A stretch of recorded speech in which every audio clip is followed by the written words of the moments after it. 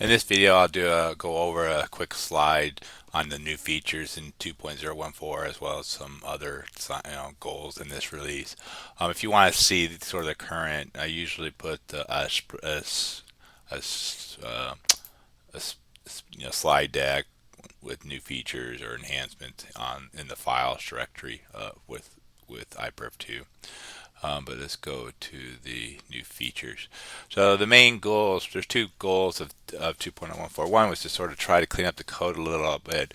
And maybe get things ready to go to a pure C++. I'm not necessarily a C++ fan, but the code was in a hybrid state of C and C++, and it's sort of like, oh, we like to go one way or the other, and after some analysis decided that we'll go to C++.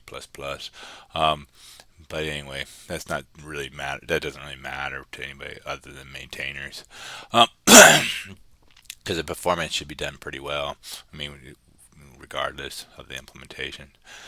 So the high-level goals are ready to code for a full C++ transition. We also I fixed the scaling to lots of threads. The scaling wasn't done very well with the -p, so we fixed that. There's some busy loops in there, and those are kind of a no-no in threaded programming. It's better to use signals and leverage the operating systems.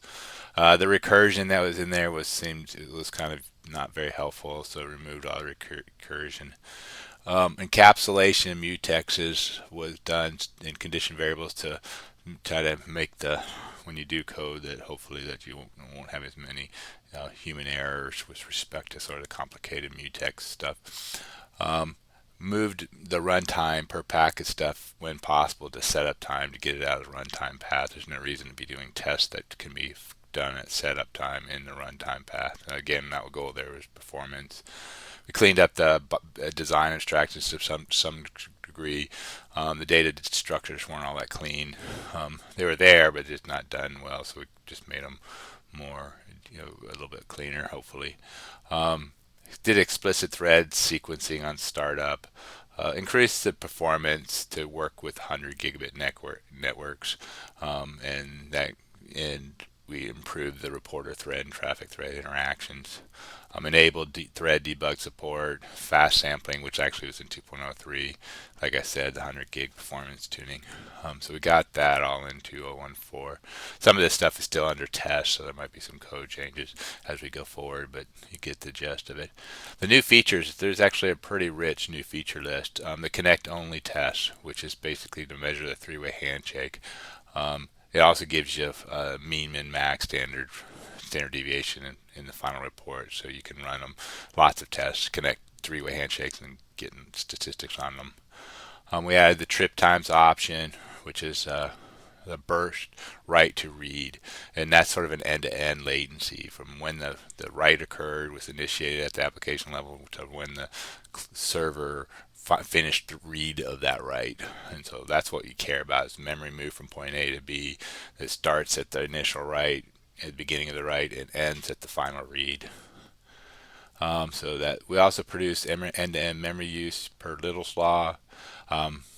We added TCP asynchronous support for video traffic profiles, which is useful for streaming related tests. A lot of DVRs use TCP asynchronous type traffic profiles, so we added support for that. We added histograms for both TCP and UDP with some Python plotting capabilities. In the code, there's a flows directory that has Python code. The reverse traffic option is finally supported, and that means you can do -- reverse and go through a NAT firewall. And bidirectional is also supported, which is a full duplex traffic. Write acknowledgments is sort of in the early stages, and I'm not going to talk about that too much, but when that's working, I'll talk about it. There's an option to suppress the UDP final ACK. A lot of people don't want any traffic coming back from the server to the client. And so with this option, no traffic ever goes from server to client. It only goes client to server.